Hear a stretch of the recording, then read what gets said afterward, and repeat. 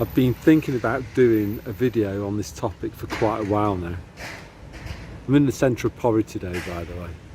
So it started, this thought of mine, it started from the holiday that I had in Malaga with my wife. And you know, most of the time we did what most normal people do. It's like April time, so we just took in a little bit of early sun and ate some sardines by the beach, drank a few beers, etc. So do you know who one of the most famous sons of Malaga is? Yep, you've got it, it's Pablo Picasso. So my wife is quite a conscientious person, you know, some might say like a bit of a workaholic, a high level of conscientiousness. And I think she feels a bit guilty about just having a lazy holiday and eating and drinking nice things. So towards the end of the holiday, you know, she's talking about, oh, we've got to go and do something cultural whilst we're in Malaga. You know, it might get a bit embarrassing, you know, for her.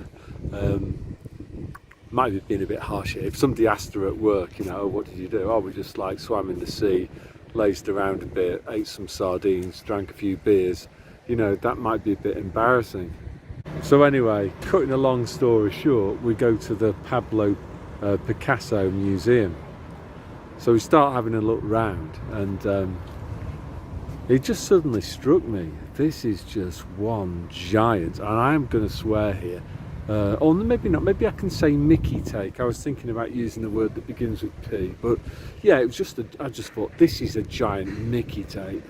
Like a lot of his paintings, to my mind anyway, they just look like they could have been done by a kid. You know, it's just like some scribble.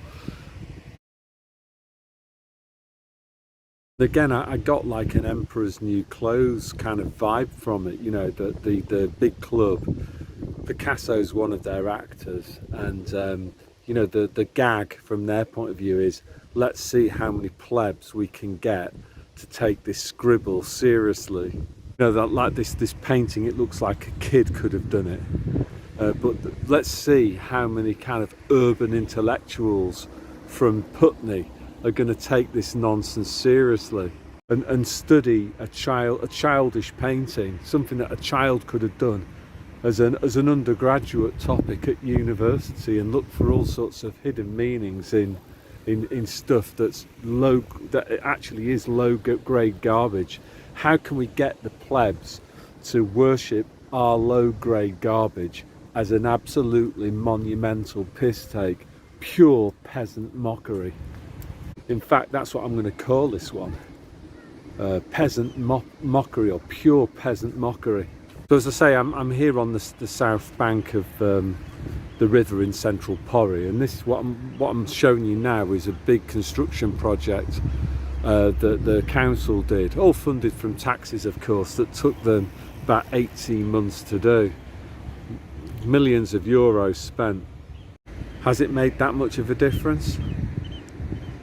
Could that money have been better spent by the people that actually earned that money? But hey, never mind.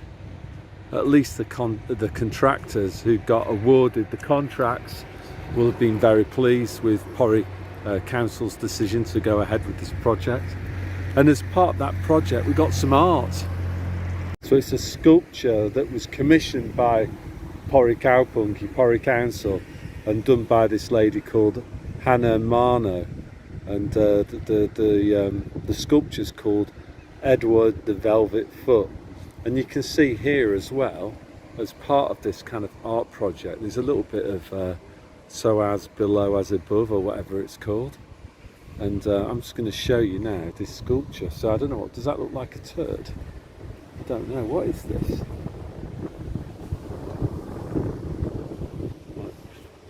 Looks like a piece of driftwood there.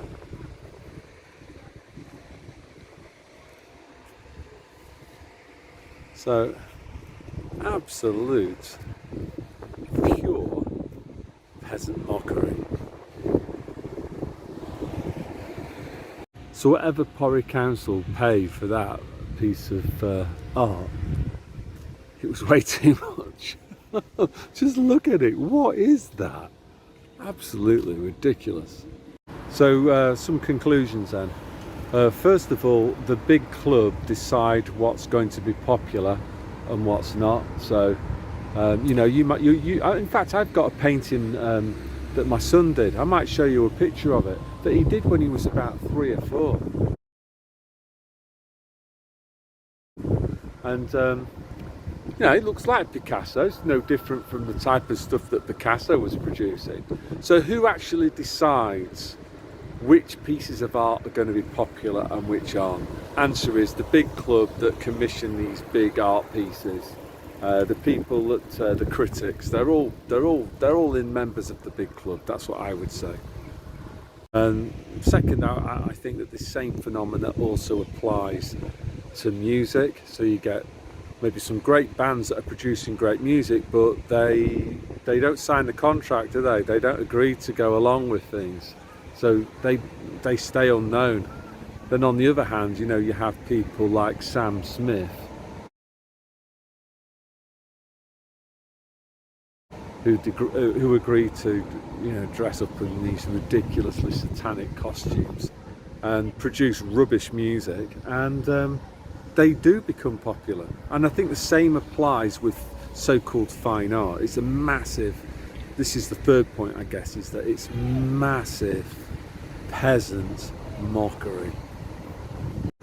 So what do we do? How do we respond to this? Well, we just mock it, don't we? Just take the mickey out of it.